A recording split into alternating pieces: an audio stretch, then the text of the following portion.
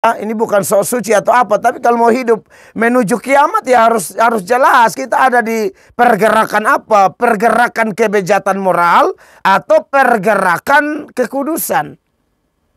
Ya. Tidak boleh abu-abu, tidak boleh di tengah-tengah, harus pilih. Mau jahat-jahat, silakan, kau punya urusan di situ. Ya, karena kau sudah tahu kau jahat masuk neraka toh, kau mau masuk neraka, silakan.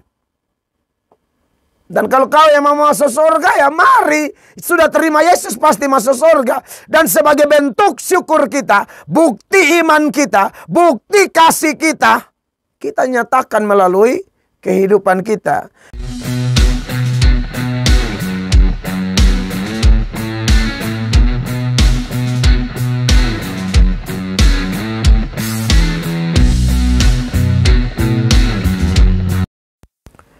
Firman Allah terpilih dari 1 Petrus pasal 4 ya.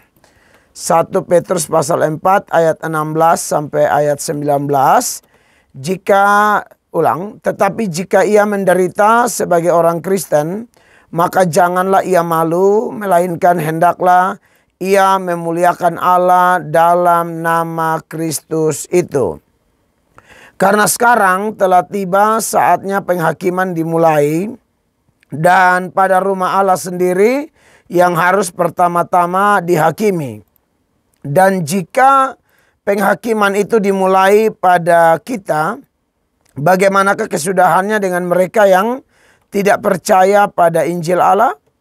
Dan jika orang benar hampir-hampir tidak diselamatkan, apakah yang akan terjadi dengan orang fasik dan orang berdosa? Karena itu, baiklah juga mereka yang harus menderita karena kehendak Allah, menyerahkan jiwanya dengan selalu berbuat baik kepada Pencipta yang setia. Bapak Ibu, saudara-saudara pendengar dimanapun Anda berada, bagian firman Allah ini adalah kelanjutan dari pembahasan saya sebelumnya atau di minggu-minggu yang lalu, di mana menyoroti 1 Petrus 4 ini. Kalau kita lihat dari ayat 12 sampai ayatnya yang ke-19 itu bicara tentang menderita sebagai orang Kristen ya. Ayat 12, 13, 14 dan 15 sudah saya soroti dan tidak akan saya ulang terlalu banyak di bagian yang lalu. Intinya bahwa memang dalam penderitaan itu Tuhan mau ingatkan kita bahwa ada dua jenis penderitaan ya. Ada penderitaan yang betul-betul diajarkan oleh Kristus, diizinkan oleh Kristus, bahkan memuliakan Kristus. Tapi ada penderitaan yang ternyata bertolak belakang dengan itu. Itu yang disoroti minggu lalu di ayat 15. Jika ada kita yang menderita, saudara-saudara, jangan menderita sebagai pembunuh atau pencuri atau penjahat atau pengacau, saudara-saudara. Tapi ayat 16 mengatakan, tetapi jika ia menderita sebagai orang Kristen, maka janganlah ia malu, melainkan hendaklah ia memuliakan Allah dalam nama Kristus itu. Kalau menderita yang tidak alkitabiah, jelas kita harus malu ya. Menderita karena misalnya Paulus ya atau Petrus, mereka sering dipenjara. Tapi dipenjara karena kebenaran, dipenjara karena Injil, dipenjara karena taat kepada Allah Bapa, dipenjara karena taat kepada Tuhan Yesus, dipenjara karena taat kepada tuntunan Roh Kudus. Dan demi keselamatan orang-orang yang masih ada di jalan yang sesat. Lalu gara-gara itu mereka dipenjara, disesa, dianiaya, dan lain sebagainya. Tentu sangat berbeda dengan orang yang dipenjara karena kasus pembunuhan, dipenjara karena kasus pencuri, asusila, ya kasus korupsi, dan lain sebagainya yang tidak alkitabiah. Atau dipenjara karena melanggar firman atau melanggar hukum di negara tertentu, contohnya di Indonesia, yang notabene kita percaya semua hukum tidak muncul begitu saja, tetapi muncul dari Tuhan juga, bahkan firman-Nya. Nah, kalau di penjara seperti itu jelas itu bikin malu ya saudara-saudara. Tetapi andai kata ada orang yang memang menderita karena sebuah kesalahan, pelanggaran hukum, salah memilih ya, salah menggunakan pilihan bebasnya sehingga dia kemudian jatuh dalam berbagai penderitaan yang memalukan. Tapi pada hari ini juga saya mau kasih tahu saudara, kalau Anda mendengarkan saya dan Anda sedang menderita seperti itu, termaksud Anda yang mungkin sedang menderita sakit penyakit tertentu karena mungkin melawan firman, karena mungkin jauh dari gereja, jauh dari persekutuan orang benar. Anda pernah bikin komitmen mau bertobat ya, tapi Anda tidak memenuhi komitmen itu. Karena saya sebagai hamba Tuhan yang Tuhan izinkan melayani sudah hampir 25-26 tahun, menginjil ke sana kemari, mendoakan orang sakit. Saya berulang-ulang ketemu persoalan seperti begitu. Bahwa lagi kepepet, lagi dililit hutang, lagi sakit yang parah-parah. Lalu minta didoakan disertai janji. Kalau aku sembuh, kalau ekonomiku pulih, kalau bisnisku dipulihkan, kalau rumah tanggaku dipulihkan, aku akan bikin ini untuk gereja, aku akan bikin ini untuk Yesus, aku akan bikin ini untuk pelayanan dan lain sebagainya. Memang ada yang betul-betul menepati dan sampai sekarang masih setia, tapi beberapa di antaranya tidak, saudara-saudara. Ya, mereka lupa Tuhan seperti 10 kusta. Dari 10 hanya 1 yang balik dan minta terima kasih mengucap syukur. Sedangkan yang 9 yang notabene Yahudi tidak kembali. Yang 1 yang kembali justru Samaria. Nah, itulah kita manusia ya, kadang-kadang kita melihat, wah ini orang gereja, ini orang pelayanan, wah aktif di gereja, wah duduk di bangku majelis, wah selalu tampil di depan, wah wajahnya selalu kelihatan saat live di gerejanya, selalu ambil posisi-posisi terdepan. Tetapi seringkali kita berhadapan dengan keadaan di mana orang-orang seperti itu, ada orang-orang tertentu yang akhirnya mengecewakan. Tapi mereka yang kelihatan buruk, nakal, jahat, backgroundnya penuh dengan cerita-cerita kelam, gelap, tahu-tahu diubahkan Tuhan. Makanya saya bilang ada orang di gereja kadang-kadang seperti Yudas, ada orang di luar sana kadang-kadang hidupnya seperti Paulus, ya. Yang di gereja pengkhianat, pencuri kolete, ya kan? Lalu berzina, selingkuh di paduan suara, selingkuh sesama majelis, bahkan selingkuh sesama pendeta. Ya toh? Itu kan sering viral di mana-mana. Pendeta A selingkuh dengan pendeta B, ya, dan lain sebagainya. Pendeta perempuan dan pendeta laki-laki. Dan itu ada, tapi herannya saudara-saudara, mereka tetap aktif di gereja karena mungkin saya tidak tahu lah sinodenya pilih kasih kah, punya orang kuat di sinode kah, karena sinode tertentu kan kayak pemerintah juga, lu mesti ada bekengan begitu ya. Nah, maka dari itu saya mau kasih tahu sama kita ya, kalau saudara ada dalam pergumulan tertentu dan Anda lupa, setelah Anda dapatkan jawaban, Anda sudah janji dan Anda lupa, ayo pulang kepada Tuhan kembali ya, sebab bisa saja apa yang Anda alami itu seperti yang dicatat dalam Mazmur 107 kan, ayat 17 sampai seterusnya, di mana dikatakan bahwa ada orang-orang menjadi sakit karena kesalahan mereka. Mereka disiksa karena dosa-dosa mereka sampai tidak bisa makan ya.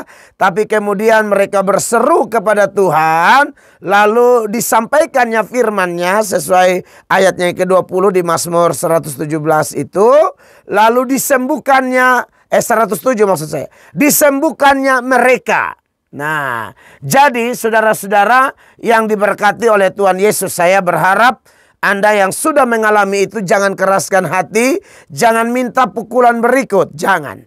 Kalau Allah cubit sedikit, Allah arahkan sedikit, ayo kita kembali. Nah, kenapa saya memulai dengan itu? Karena nanti saudara-saudara ayat-ayat ini 16, 17, 18, 19 kalau waktu memungkinkan kita menyoroti semua, memang ada kaitan dengan apa yang saya seberangkan tadi ya. Nah, saudara yang diberkati oleh Tuhan Yesus, Jadi kalau penderitaan karena dosa, malu, tapi masih ada kesempatan selagi masih hela napas kehidupan, masih bisa datang. Sedangkan kita yang karena iman kita, ketaatan kita, komitmen yang kita tindak lanjuti, lalu kita harus mengalami berbagai penderitaan seperti yang Petrus alami, dan juga dia tulis bagi kita sekarang. Dia bilang, tetapi jika ia menderita sebagai orang Kristen, maka janganlah ia malu. Iya, Tuhan memang tidak mau saya dan saudara malu. Petrus ini pengikut Yesus yang setia ya.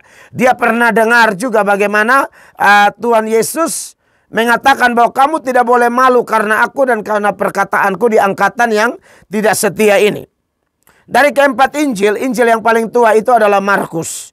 Dan dalam sejarah Injil Markus, Markus itu adalah anak rohaninya Petrus. Tulisan Markus itu, saudara-saudara, itu Markus dengar dari Petrus. Karena Markus bukan rasul, bukan murid langsung. Yesus punya murid langsung adalah Simon Petrus. Makanya kepada Markus, dalam Markus 8 ayat 38, ya ini Tuhan ngomong kepada Petrus, Petrus sampaikan kepada Markus, Markus catat nih. Ya, dikatakan, sebab barang siapa malu karena aku dan karena perkataanku di tengah-tengah angkatan yang tidak setia dan berdosa ini, maka anak manusia pun akan malu karena orang itu apabila ia datang kelak dalam kemuliaan Bapanya diiringi malaikat-malaikat kudus. Jadi kekasih-kekasih Allah ini sudah merupakan satu aturan main. Sifatnya adalah baku, rumus, tak bisa diotak-atik, tidak bisa digeser sedikit pun. Ya, tuntutan Kristus bagi Anda dan saya, sekalipun jadi pengikut Kristus itu dari dulu sampai kiamat, tetap sama. Ya, akan ada celaan, hinaan, dan mungkin aniaya.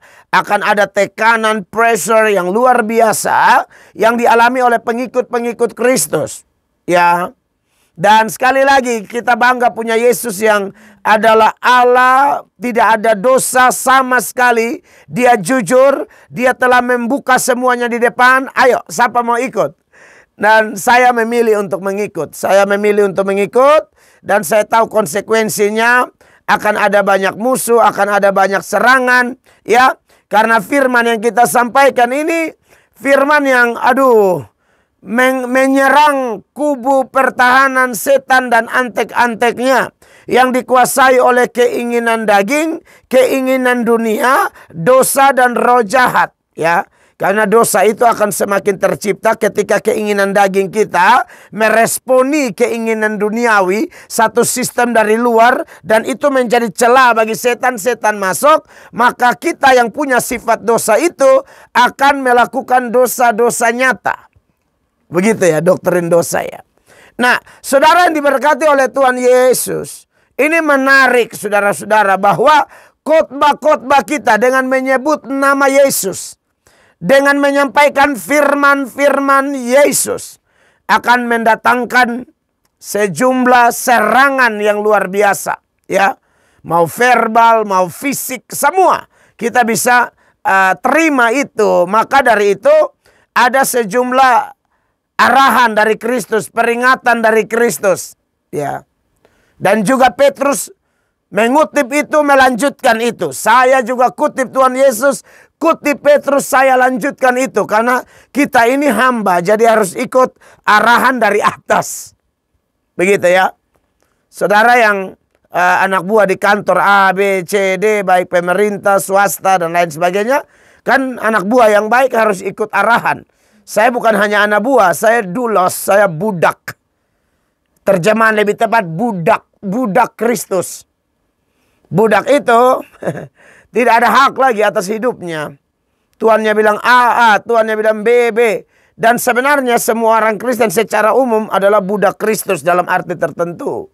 Ya, di sisi lain kita juga sahabat, di sisi lain kita juga anak Allah. Tapi ya, status sebagai hamba itu tidak pernah hilang sampai kiamat. Ya, di radio ini pernah orang kritik saya, tapi kan ada ayat bilang kamu di Yohanes ya kalau tidak salah, Yohanes pasal 15 ayat 14, 15, aku tidak menyebut kamu lagi hamba, aku sebut kamu sahabat, gitu kan.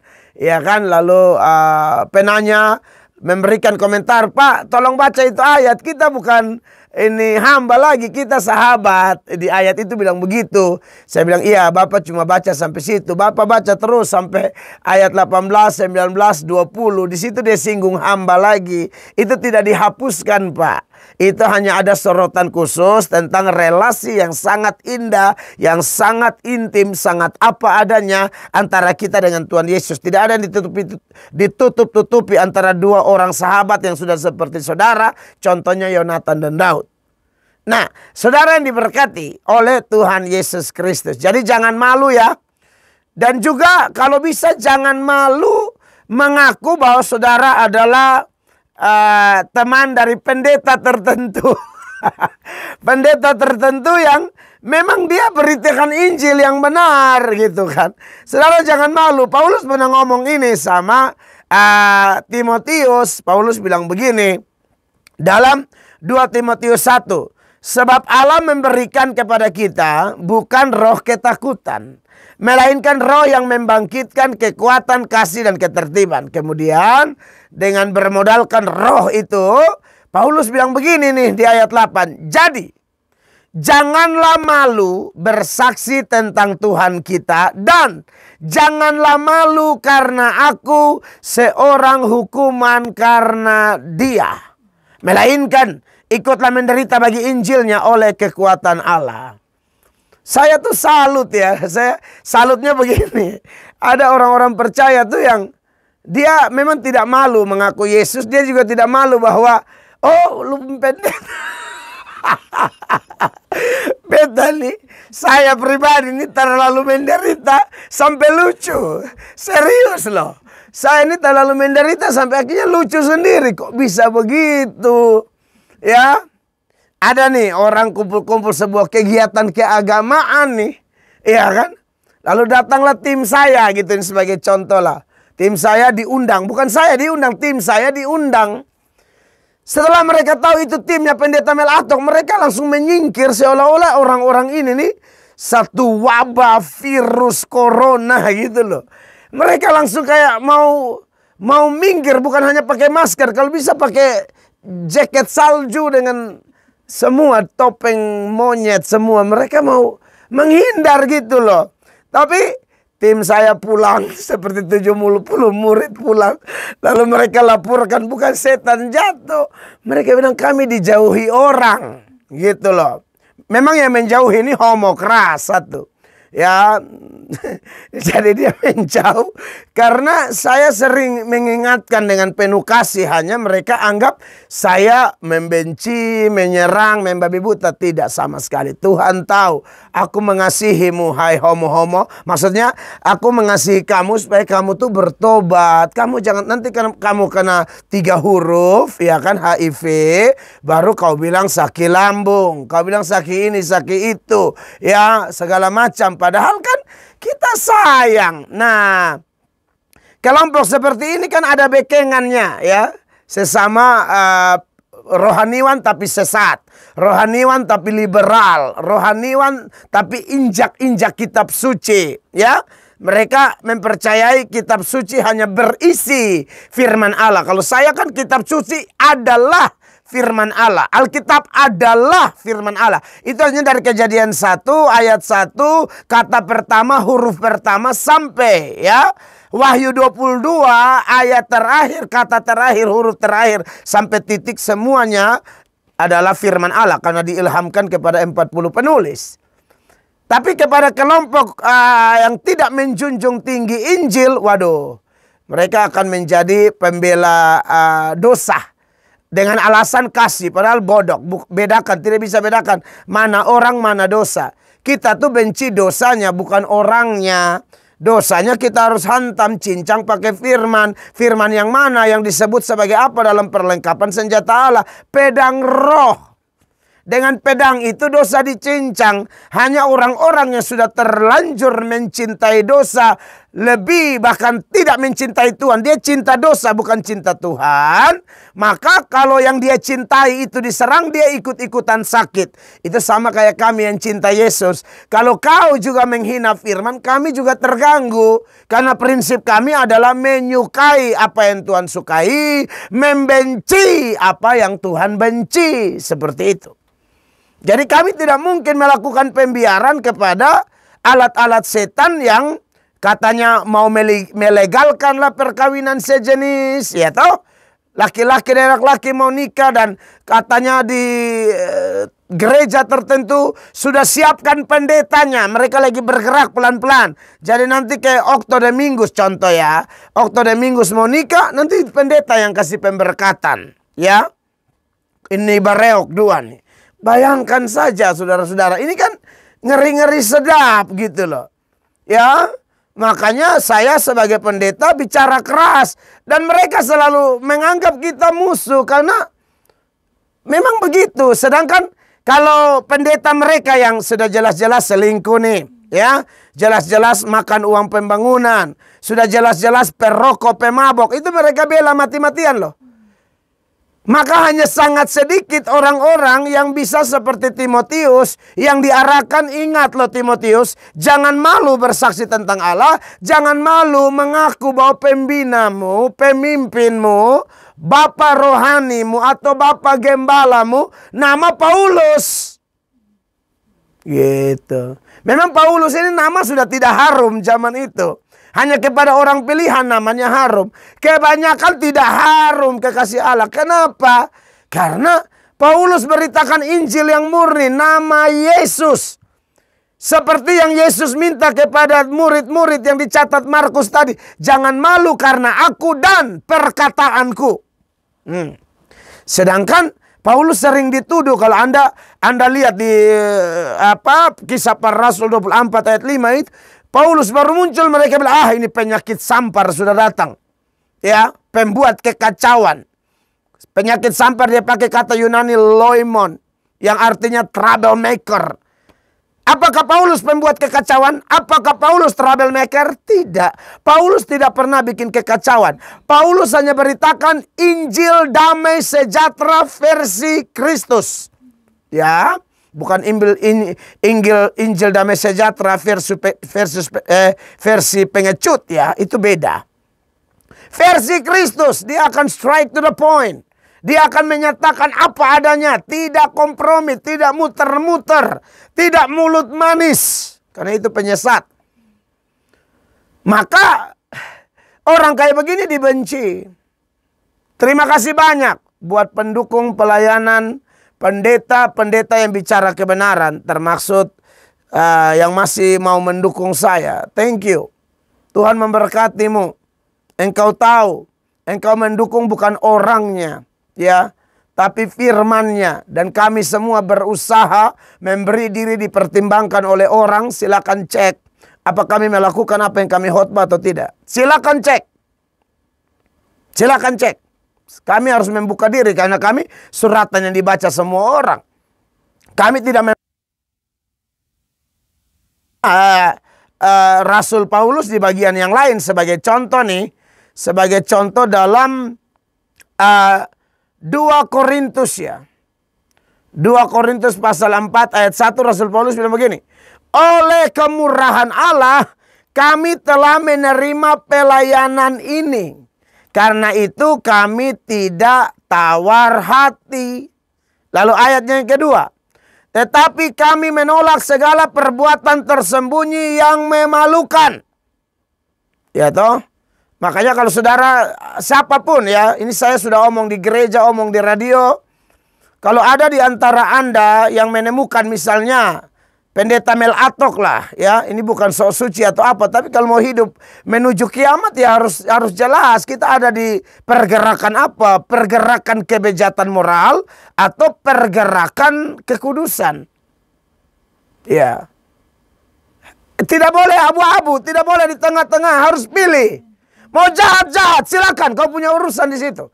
Ya, karena kau sudah tahu kau jahat masuk neraka toh, kau mau masuk neraka silakan. Dan kalau kau yang mau masuk surga, ya mari. Sudah terima Yesus pasti masuk surga. Dan sebagai bentuk syukur kita, bukti iman kita, bukti kasih kita, kita nyatakan melalui kehidupan kita. Makanya ini ayat bilang, tetapi kami menolak segala perbuatan tersembunyi yang memalukan. Coba cek dulu, saya ada WA, siapa punya istri, siapa punya anak perempuan.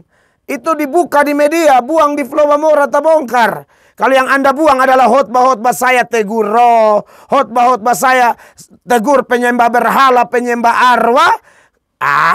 Itu justru saya tambah senang. Kau maki saya pun saya tidur nyenyak. Saya tidak akan hitung kau. Ya, tapi saya tetap serukan kalau bisa Anda bertobat, kan begitu. Ya. Silakan coba buka. Siapa yang kita ada bikin apa-apa, buka di media, boleh dong. Karena ini ayat bilang, tetapi kami menolak segala perbuatan tersembunyi yang memalukan. Kenapa saya ngomong ini? Karena banyak pendeta WA perempuan. Ya, WA kirim hati retak 5 sekaligus. Lu punya maksud apa? Lu hati retak sampai 5, barusan ngomong apa-apa hanya hati retak. Ini Nona sebingung, Bapak Gembala tuh kenapa nih? Bapak Gembala tuh ada karena gigi ini ubur-ubur laut. Atau pegang tasala lel hanak. Nah, itu Bapak Gembala. Bapak Gembala kok kayak mengong ya? Begitu. Bahkan kirim ayat 1:30 pagi aja, itu ngapain? Dari Kidung Agung. Hah? Nah, maksud saya adalah cobalah yang aneh-aneh begitu. Nah, tapi kalau pendeta yang aneh begini, mereka tidak malu. Itu Bapak Gembala saya. Yang gatal itu, iya. Mereka tidak malu. Itu Bapak Gembala saya. Itu yang hela rokok sampai bibir hitam. Itu pendetaku. Mereka tidak malu.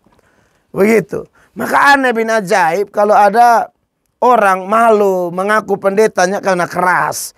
Malu mengaku pendetanya karena pendetanya dibenci orang gara-gara khotbah pendetanya. Ya, lalu dikatakan di sini, kami tidak berlaku licik dan tidak memalsukan firman Allah. Sebaliknya kami menyatakan kebenaran dan dengan demikian kami menyerahkan diri kami dengar untuk dipertimbangkan oleh semua orang di hadapan Allah. Begitu. Dan andai kata ternyata seorang pendeta dia buat aneh-aneh dan setelah dirinya dipertimbangkan di hadapan Allah, bahkan di hadapan sinodenya dia, setelah dicek ya dia harus bertobat. Jangan bela-bela dosanya, minimal mengaku di umum.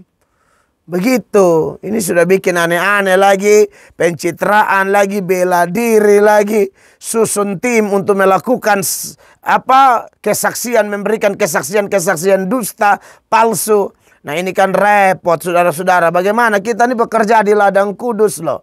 Kita bekerja dalam pekerjaan yang suci. Berdiri di mimbar, bicara atas nama Tuhan Yesus. Pakai Alkitab dan harus diakui seluruh pendeta ya. Kecuali yang sudah kaya raya yang dia tidak mau ambil uang lagi pemberian dari orang atau gereja ya, itu terserah dia. Tapi mayoritas kan sesuai firman Allah ya, hamba-hamba Tuhan hidup dari Injil. Malu dong kita hidup dari Injil, hidup dari pelayanan, lalu kita kompromi dosa atau melakukan dosa-dosa tersembunyi. Bagi saya itu sangat-sangat memalukan ya. Maka dari itu kembali kepada kebenaran yang disoroti hari ini. Aduh, saya rencananya mau sampai ayat 19, tetapi waktu ya tidak memungkinkan. Saya rindu kita tanya jawab lebih banyak. Tapi intinya begini, sesuai dengan 1 Petrus pasal 4 ini ayat 16, kekasih Allah, jangan malu, melainkan hendaklah ia memuliakan Allah dalam nama Kristus itu. Semakin orang mentaati Tuhan secara total, dia semakin tahu apa yang Petrus bicarakan di sini. Karena hanya orang yang mentaati Tuhan dengan sungguh-sungguh, mentaati Tuhan dengan total saja, yang ketika menderita bisa bahagia, bisa gembira, bahkan bisa memuliakan Allah. Makanya Paulus ketika ada dalam tekanan luar biasa, Paulus bilang, aku tetap bersuka cita. Makanya kalau saya bandingkan dengan Filipi pasal 1 itu ya, kekasih Allah ya. Paulus itu sudah dalam penjara. Sudah dalam penjara lagi. Orang masih omong-omong dia punya nama di luar lagi. Orang yang kelompok iri hati. Senang kalau Paulus di penjara. Saya baca saja. Saya tidak eksposisi lagi sebab ini data pembanding toh.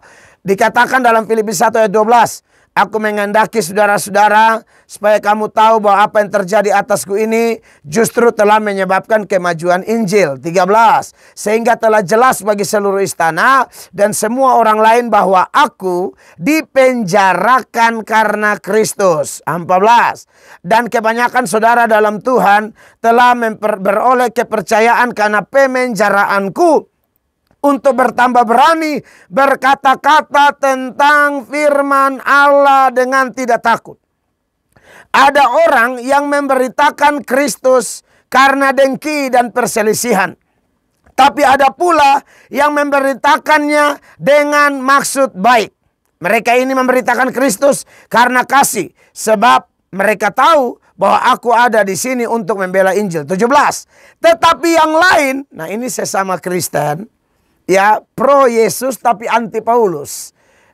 Tetapi yang lain karena kepentingan sendiri dan dengan maksud yang tidak ikhlas, sangkanya dengan demikian mereka memperberat bebanku dalam penjara. Jadi ini ada orang-orang yang musuh dalam selimut lah, mengaku sama-sama Kristen, tapi mereka iri sama Paulus, jengkel sama Paulus, dengki sama Paulus. Jadi kelihatannya pro Injil tapi anti Paulus, begitu ya. Makanya tetap beritakan Injil. Injil yang mereka beritakan tidak sesat, hanya sikap hati mereka itu tidak baik. Ya. Saya kemarin ketawa aja, ada orang datang berdoa dengan saya gitu ya. Kemudian dia pergi ke satu tempat, orang tanya kenal Pak Mel Atok, dia kayak tidak mau jelaskan begitu. Sebelumnya orang sudah tanya kami, Pak kenal ini? Oh kenal, kemarin baru datang doa di sini. Kan gitu. Tapi mereka bingung karena kalau omong saya tuh dia kayak tidak suka. Lalu dia datang minta doa, nih doa apa? Saya bingung. Atau mau memata-matai tembok merah itu, saya juga tidak mengerti ya. Seperti kayak saya tidak mengerti gitu lah. Tapi orang tanya dia tidak kenal, dia tidak mau jelaskan. Malu begitu bersaksi tentang mengaku. Kalau saya dengan semangatnya mengaku, ya begitu. Padahal jujur aja ini orang kalau saya pakai standar untung rugi malah mengaku dia. Tapi ya sudah lah, masa saya tidak mengaku, gimana sih? Orang minta datang doa, nah gitu. Nah, jadi saudara yang diberkati oleh Tuhan Yesus, ya. Jadi ada orang yang pikir dengan begitu memperberat bebanku dalam penjara. 18 Paulus bilang begini. Tetapi tidak mengapa. Sebab bagaimanapun juga Kristus diberitakan baik dengan maksud palsu. Jadi Injilnya benar, maksudnya saja, ya. Itu dia punya urusan dengan Tuhan. Injil tetap Injil. Maupun dengan jujur. Tentang hal itu aku bersuka cita dan aku akan tetap bersuka cita. Begitu kekasih Allah. Jadi harus memuliakan Allah. Orang yang memuliakan Allah itu pasti suka cita. Senang, bahagia. Aku tidak peduli dengan diriku. Walaupun aku di penjara, sudah dalam penjara orang omong aku. Tapi yang omong aku ini ada khotbah tentang Yesus. Ya sudahlah. Puji Tuhan. Yang penting soal nama saya tidak terlalu penting. Nama Yesus harus dimuliakan ya. Begitu juga dengan Petrus, bukan? Satu data yang saya tutup dalam khotbah hari ini, yaitu referensi dari pengalaman kehidupan penulis sendiri ya, di dalam Kisah Rasul itu ya, ayatnya ke-40, 5, pasal 5 ayat 40. Mereka memanggil rasul-rasul itu, Petrus di dalamnya, saudara cek dari teks-teks sebelumnya, lalu menyesah mereka dan melarang mereka mengajar dalam nama Yesus. Sesudah itu mereka dilepaskan, ditangkap, disesah, diadili. Aduh, sengsara memang. Tapi apakah mereka sedih? No. Ayat 14. Rasul-rasul itu meninggalkan sidang mahkamah agama dengan gembira. Wow. karena mereka telah dianggap layak menderita penghinaan oleh karena nama Yesus. Ini contoh orang tidak malu melainkan semakin memuliakan Allah. Manifestasinya apa? 42. Dan setiap hari mereka melanjutkan pengajaran mereka di bait Allah dan di rumah-rumah orang dan memberitakan Injil tentang Yesus yang adalah Mesias. Prinsip Kristen jelas, semakin dihambat semakin merambat. Ya, diberkatilah Anda yang tidak malu, tidak takut menyatakan Yesus, ajaran Yesus, ya, dan mendukung hamba-hamba Tuhan yang melayani dengan benar. Dan bagi Anda yang mencela dan tidak mendukung, pintu pertobatan masih terbuka. Bertobatlah, siapapun Anda, pendeta kah, majelis kah, pendukung pendeta, pendukung majelis, yang satu circle, yaitu pendukung untuk melawan firman, bertobatlah. Tuhan mengasihimu, kesempatan masih ada ya. Tuhan Yesus memberkati. Terima kasih untuk pagi ini.